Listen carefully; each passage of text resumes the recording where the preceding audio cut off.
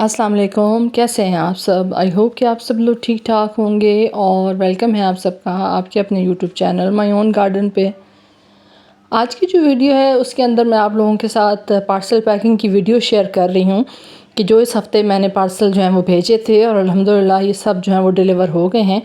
और साथ साथ मुझे कुछ थोड़ी सी आप लोगों के साथ बात भी करनी है, क्योंकि जब मैं आप लोगों के साथ पार्सल पैकिंग की वीडियो शेयर करती हूँ तो मेरा मकसद सिर्फ़ आप लोगों के साथ पार्सल ही शेयर करना नहीं होता, या ये नहीं शेयर करना होता कि मेरे पास कौन कौन से प्लांट्स हैं, बल्कि साथ साथ मेरी कोशिश ये भी होती है कि प्लांट्स की ओवरऑल केयर के हवाले से जिस मौसम के हिसाब से मैं वीडियो शेयर कर रही हूँ उस मौसम के हिसाब से मैं आप लोगों के साथ प्लांट्स की केयर भी शेयर कर सकूँ।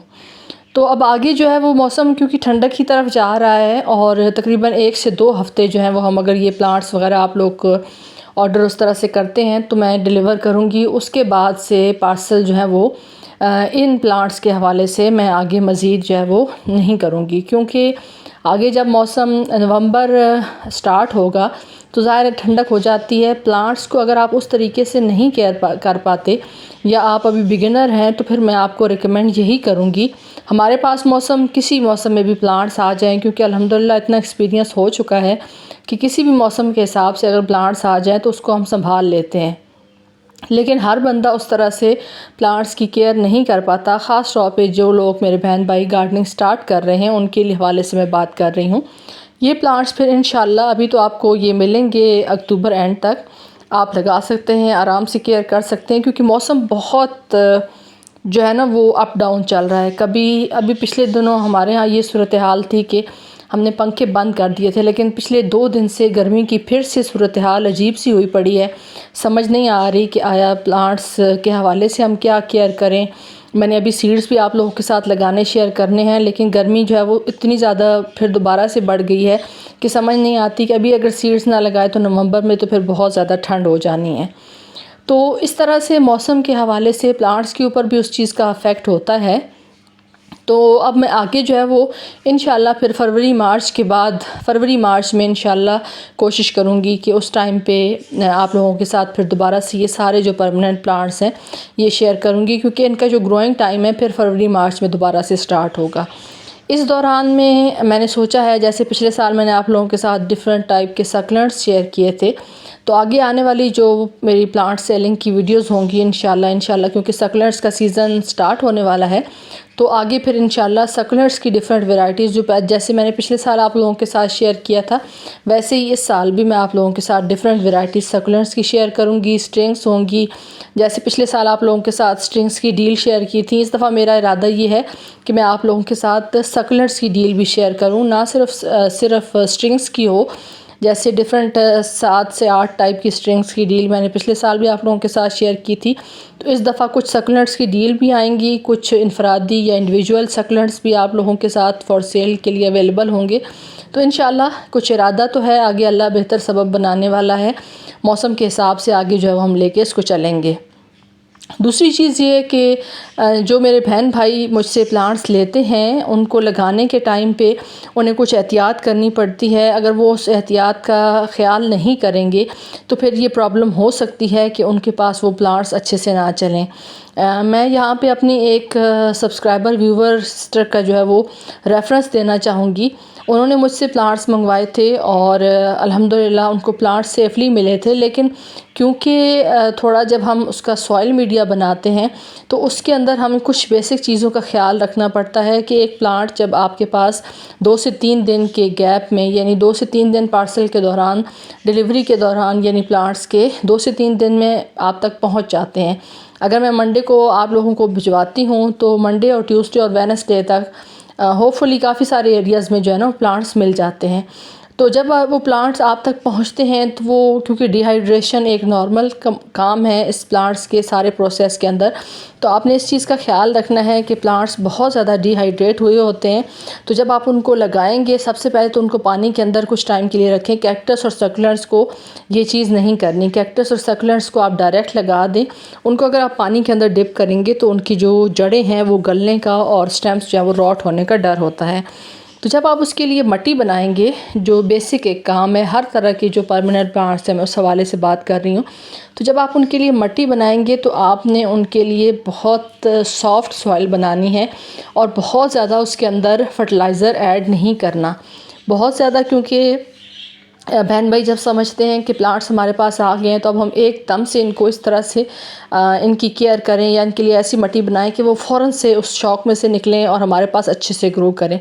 इस दौरान में ये प्रॉब्लम आ सकती है कि जब आप वो प्लांट्स जो हैं वो लगाते हैं उस मट्टी के अंदर, तो अगर मट्टी के अंदर आपसे ओवर फर्टिलाइज़ हो जाती है मट्टी, या अगर आप केमिकल जो मुख्तलिफ़ कंपोनेंट्स होते हैं जो इसके अंदर यूज़ करते हैं, फॉर इंस्टेंस जैसे आप इसके अंदर जो है वो बोन मील यूज़ करते हैं, या आप इसके अंदर डिफरेंट जो कहा जाता है ऑनलाइन चीज़ें, मैं तो इस तरह की चीज़ें इस्तेमाल खैर नहीं करती, कि आप अगर अपने प्लांट्स को ट्रांसप्लांट करेंगे तो ट्रांसप्लांटिंग के शौक़ से जल्दी निकलेगा, लेकिन उस दौरान में अगर उसकी थोड़ी सी मिक़दार भी ज़्यादा हो जाए तो आपके फिर प्लांट्स जो हैं, एक तो वो ऑलरेडी ट्रांसप्लांटिंग के या सफ़र के शौक़ में होते हैं, उसके बाद अगर आप उसको थोड़ा हैवी डोज दे देते हैं, चाहे किसी किस्म का भी कोई मटेरियल इसके अंदर इस्तेमाल आप करें। मैं आम तौर पे आप लोगों के साथ शेयर करती हूँ कि जब आप एक जगह से प्लांट्स ऑनलाइन मंगवाते हैं तो उसको बहुत ज़्यादा ग़िज़ाइयत से भरपूर मट्टी ना दें, उसको पहले आप सिर्फ गार्डन सॉइल और सैंड के मिक्सचर के अंदर लगाएं।